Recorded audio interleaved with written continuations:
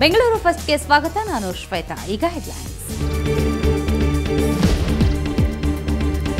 ಪುಟ್ಟ ಮಗು ಎಂಬ ಕನಿಕರವೂ ಇಲ್ಲದಾಯಿತು. ಕಾಮ ಪಿಪಾಸುಗಳ ಕೃತ್ಯಕ್ಕೆ 4 ವರ್ಷದ ಕಂದಮ್ಮ ಬಲಿಯಾಯಿತು.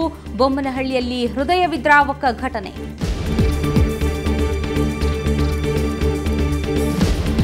ಬೇಡಿಕೆಗೆ ಕೊನೆಗೂ ಮಣಿಯಲಿಲ್ಲ ಸರ್ಕಾರ. ಆದರೂ ಜನರ ಸಮಸ್ಯೆಗೆ ಸ್ಪಂದಿಸಲು ವೈದ್ಯರ ನಿರ್ಧಾರ. ಇಂದಿನಿಂದಲೇ ಕರ್ತವ್ಯಕ್ಕೆ ಹಾಜರಾದ ಡಾಕ್ಟರ್ಸ್.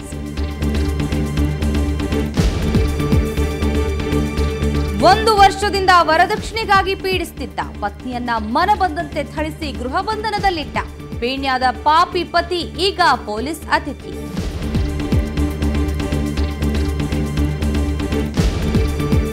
ಇನ್ನು ಅದು ಹಾಲುಗಲ್ಲದ ಕೂಸು. ನರರೋಗಕ್ಕೆ ತುತ್ತಾಗಿ ಕಷ್ಟವಾಯಿತು ಬದುಕು.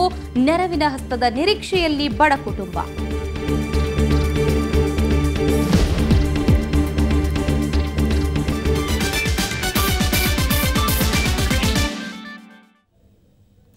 ಅವಳು 4 ವರ್ಷದ ಪುಟ್ಟ ಕಂದಮ್ಮ. ಬಾಳಿ ಬದುಕಬೇಕಿದ್ದ ಹಾಲುಗಲ್ಲದ ಹಸುಗೂಸು. ಆದರೆ ಕೂಸನ್ನ ಯಾರೋ ಕಾಮಾಂಧ ಪಾಪಿಗಳು ಕೊಂದು ಬಿಸಾಡಿರುವ ಹೃದಯ ವಿದ್ರಾವಕ ಘಟನೆ ಬೆಂಗಳೂರಿನ ಕೋಡಿಚಿಕ್ಕನಹಳ್ಳಿಯ ರೋಟರಿ ನಗರದಲ್ಲಿ ನಡೆದಿದೆ.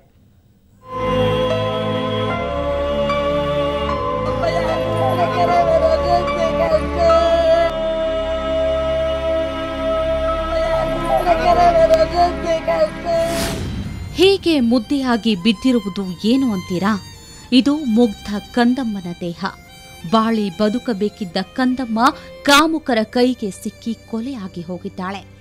ಮಗಳ ಸಾವಿನ ಸುದ್ದಿ ಹೆತ್ತ ತಾಯಿಗೆ ಬರಸಿಡಿಲು ಬಡಿದಂತಾಗಿತ್ತು.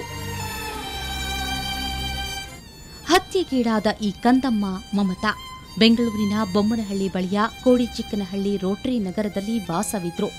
ಈ ಕಂದಮ್ಮನ ಹೆತ್ತಮ್ಮ ಪವಿತ್ರ ಇಲ್ಲಿನ ಸ್ವಾಮಿ ದೇಗುಲದ ಬಳಿ ಇರೋ ಭೀಮವ್ವ ಎಂಬ ಅಜ್ಜಿಯ ಬಳಿ ತನ್ನ ಮಗಳು ಮಮತಾಳನ್ನ ನಿನ್ನೆ ಬಿಟ್ಟು ಹೋಗಿದ್ದಾಳೆ. ರಾತ್ರಿಯೆಲ್ಲ ಹುಡುಕಾಡಿದರೂ ಸಿಗದ ಮಗು ಇವತ್ತು ಬೆಳಿಗ್ಗೆ ರಕ್ತಸಿಕ್ತವಾಗಿ ಪತ್ತೆಯಾಗಿದೆ. ನಾಳೆಗೆ ಇನ್ನೊಂದು ಮಕ್ಳಿಗೆ ಈ ತರ ಆಗ್ಬಾರ್ದು.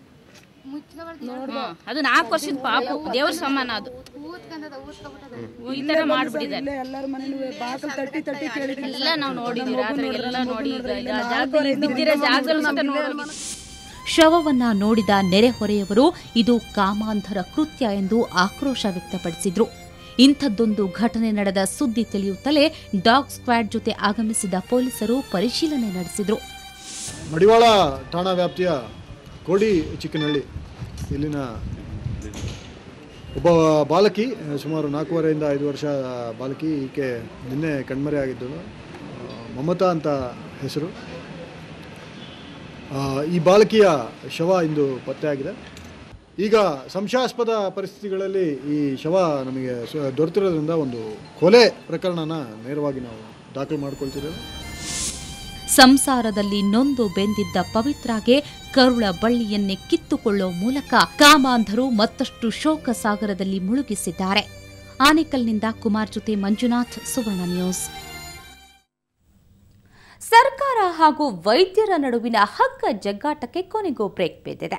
ಸರ್ಕಾರ ಹಾಗೂ ವೈದ್ಯರ ನೀ ಕೊಡೆ ನಾ ಬಿಡೆ ತತ್ವದಿಂದ ರೋಗಿಗಳು ಕಂಗಾಲಾಗಿದ್ರು. ಕೊನೆಗೂ ವೈದ್ಯರೇ ತಮ್ಮ ಪಟ್ಟು ಸಡಿಲಿಸಿದ್ದಾರೆ. 8 ದಿನಗಳ ಮುಷ್ಕರವನ್ನ ತಾತ್ಕಾಲಿಕವಾಗಿ ಹಿಂದಕ್ಕೆ ಪಡೆದಿದ್ದಾರೆ.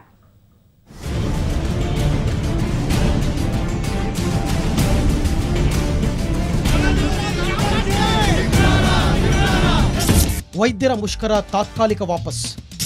8 ದಿನಗಳ ಸ್ಟ್ರೈಕ್ಗೆ ಸದ್ಯಕ್ಕೆ ಬ್ರೇಕ್. ಕಳೆದ 8 ದಿನಗಳಿಂದ ವಿವಿಧ ಬೇಡಿಕೆಗಳಿಗೆ ಆಗ್ರಹಿಸಿ ಸರ್ಕಾರಿ ವೈದ್ಯರು ನಡೆಸುತ್ತಿದ್ದ ಮುಷ್ಕರಕ್ಕೆ ಸದ್ಯಕ್ಕೆ ಬ್ರೇಕ್ ಬಿದ್ದಿದೆ. ಸರ್ಕಾರ ಹಾಗೂ ವೈದ್ಯರ ನಡುವಿನ ಜಟಾಪಟಿಯಿಂದಾಗಿ ಬಡ ರೋಗಿಗಳು ತತ್ತರಿಸಿ ಹೋಗಿದ್ರು. ಆದರೆ ಸರ್ಕಾರ ಮಾತ್ರ ವೈದ್ಯರ ಮುಷ್ಕರಕ್ಕೆ ಕ್ಯಾರೆ ಎಂದಿರಲಿಲ್ಲ. ನಿನ್ನೆ ವಿಕಾಸಸೌಧದಲ್ಲಿ ವೈದ್ಯಾಧಿಕಾರಿಗಳ ಸಂಘ ಹಾಗೂ ಆರೋಗ್ಯ ಸಚಿವರ ನಡುವೆ ಮಾತುಕತೆ ನಡೆದಿತ್ತು. ಸೂಕ್ತ ನಿರ್ಣಯಕ್ಕೆ ಬರಲಾಗದೆ ಸಭೆ ವಿಫಲವಾಗಿತ್ತು. ಇತ್ತ ಬಡ ರೋಗಿಗಳ ಪರಿಸ್ಥಿತಿಯ ಬಗ್ಗೆಯೂ ಸರ್ಕಾರ ತಲೆ ಕೆಡಿಸಿಕೊಂಡಿರಲಿಲ್ಲ. ಇದೀಗ ರೋಗಿಗಳ ಅತಂತ್ರ ಸ್ಥಿತಿಗೆ ವೈದ್ಯರೇ ತಮ್ಮ ಮುಷ್ಕರವನ್ನು ಕೈಬಿಡುವ ನಿರ್ಣಯಕ್ಕೆ ಬಂದರು. ಬೆಂಗಳೂರಿನಲ್ಲಿ ವೈದ್ಯಾಧಿಕಾರಿಗಳ ಸಂಘದ ಅಧ್ಯಕ್ಷ ಡಾಕ್ಟರ್ ರವೀಂದ್ರ ನೇತೃತ್ವದಲ್ಲಿ ನಡೆದ ಸಭೆಯಲ್ಲಿ ರೋಗಿಗಳ ಹಿತದೃಷ್ಟಿಯಿಂದ ತಾತ್ಕಾಲಿಕವಾಗಿ ಮುಷ್ಕರ ವಾಪಸ್ ಪಡೆಯಲು ನಿರ್ಧರಿಸಿದರು. ನನ್ನ ನೌಕರರು ಅವರ ಜೀವನನ ಸರಿಯಾದ ರೀತಿಯಲ್ಲಿ ಮಾಡೋಕ್ಕಾಗದೇ ಇರುವಂಥ ಪರಿಸ್ಥಿತಿನಲ್ಲಿದ್ದಾರೆ. ಇದ್ಯಾವುದು ಈ ಸರ್ಕಾರಕ್ಕೆ ಇವತ್ತೂ ಅರ್ಥ ಆಗಿಲ್ಲ. ನಾಳೆ ಅರ್ಥ ಆಗ್ತದೋ ಇಲ್ವೋ ಅದು ಗೊತ್ತಿಲ್ಲ. ಆದರೆ ನಮ್ಮ ಕಷ್ಟಕ್ಕಿಂತ ಗರ್ಭಿಣಿ ಕಷ್ಟ ದೊಡ್ಡದು. ನಮ್ಮ ಕಷ್ಟಕ್ಕಿಂತ ಅಲ್ಲೆಲ್ಲೋ ಆಕ್ಸಿಡೆಂಟ್ ಮಾಡ್ಕೊಂಡು ಕೈ ಏಟ್ ಮಾಡ್ಕೊಂಡಿರೋ ಆ ಚಿಕ್ಕ ಹುಡುಗನ ಗಾಯ ನೋಡೋದು ದೊಡ್ಡದು. ಅದರಲ್ಲಿ ನಮಗೆ ತೃಪ್ತಿ ಇದೆ. ಅದರಲ್ಲಿ ನಮಗೆ ಆ ನೋವನ್ನು ಅರ್ಥ ಮಾಡ್ಕೊಳ್ಳೋ ಚೈತನ್ಯ ನಮಗಿದೆ. ನಮಗದು ಅರ್ಥ ಆಗುತ್ತೆ ಅನ್ನೋದನ್ನು ಬಿಟ್ಟರೆ ಯಾವ ಮಂತ್ರಿಗೂ ಅದಾಗಕ್ಕೆ ಸಾಧ್ಯ ಇಲ್ಲ, ಯಾವ ಈಡಿಯಟ್ಗೂ ಅದಾಗೋದಕ್ಕೆ ಸಾಧ್ಯ ಇಲ್ಲ. ಈ ಕಡೆ ಆರೋಗ್ಯ ಇಲಾಖೆ ಸಿಬ್ಬಂದಿ ಪ್ರತಿಭಟನೆ ವಾಪಸ್ ಪಡೆಯುತ್ತಿದ್ದಂತೆ ಕಳೆದ 5 ದಿನ ಸ್ಮಶಾನ ಮೌನ ಆವರಿಸಿದ್ದ ಆಸ್ಪತ್ರೆ ಮತ್ತೆ ಯಥಾಸ್ಥಿತಿಗೆ ಬಂದಿದೆ. ಎಲ್ಲ ವೈದ್ಯರು ಇತರ ಸಿಬ್ಬಂದಿ ಕಾರ್ಯಕ್ಕೆ ಹಾಜರಾಗಿದ್ದಾರೆ. ಮತ್ತೆ ರೋಗಿಗಳ ಮುಖದಲ್ಲಿ ಖುಷಿ ಕಂಡು ಬಂದಿದೆ. ಹೆಂಗೆ ಬಂದರು ಅಂದರೆ ಒಂದು ಫ್ಲಡ್ ಬರುತ್ತಲ್ಲ ಆ ರೀತಿ ಎಲ್ಲರೂ ಕಾಯ್ತಾ ಇದ್ರು ಯಾವಾಗ ಸ್ಟ್ರೈಕ್ ಸ್ಟಾಪ್ ಆಗುತ್ತೆ, ಯಾವಾಗ ನಾವು ಮೆಡಿಸಿನ್ಸ್ ತೊಗೊಳ್ತೀವಿ ಅಂತ ಹೇಳ್ಬಿಟ್ಟು. ತುಂಬ ಜನ ಬಂದರು. ನ್ಯೂ ಕೇಸ್ ರಿಜಿಸ್ಟ್ರೇಷನ್ನೇ 260 ಆಗಿದೆ. ನೆನ್ನೆ ತುಂಬ ಜನ ಇತ್ತು, ಮುಚ್ಚಿಬಿಟ್ಟಿದ್ರಲ್ಲ ಎಲ್ಲ. ನೆನ್ನೆನೂ ನಾವು ಬಂದಿನೇ ಹೋಗಿದ್ದು. ಇವತ್ತಿನಿಂದ ಚೆಂದಾಗಿ ನೋಡ್ತಾರಮ್ಮ, ಚೆಂದಾಗೈತೆ, ಪರವಾಗಿಲ್ಲ. ಸದ್ಯಕ್ಕೇನೋ ವೈದ್ಯರೇ ರೋಗಿಗಳ ಪರಿಸ್ಥಿತಿಗೆ ಮನನೊಂದು ತಾತ್ಕಾಲಿಕವಾಗಿ ಮುಷ್ಕರ ಕೈಬಿಟ್ಟು ತಮ್ಮ ಮಾನವೀಯತೆ ಮೆರೆದಿದ್ದಾರೆ. ಆದರೆ ಇನ್ನೊಮ್ಮೆ ಪ್ರತಿಭಟನೆ ಹಂತಕ್ಕೆ ವೈದ್ಯರು ಇಳಿಯದಂತೆ ನೋಡಿಕೊಳ್ಳುವ ಜವಾಬ್ದಾರಿ ಮಾನವೀಯತೆ ಪಾಠ ಹೇಳಲು ಹೊರಟ ಸರ್ಕಾರದ ಮೇಲಿದೆ. ಬ್ಯೂರೋ ರಿಪೋರ್ಟ್, ಸುವರ್ಣ ನ್ಯೂಸ್. ಸಿಲಿಕಾನ್ ಸಿಟಿಯ ಮತ್ತಷ್ಟು ಸುದ್ದಿಗಳನ್ನು ನೋಡೋಣ ಬ್ರೇಕ್ನ ನಂತರ.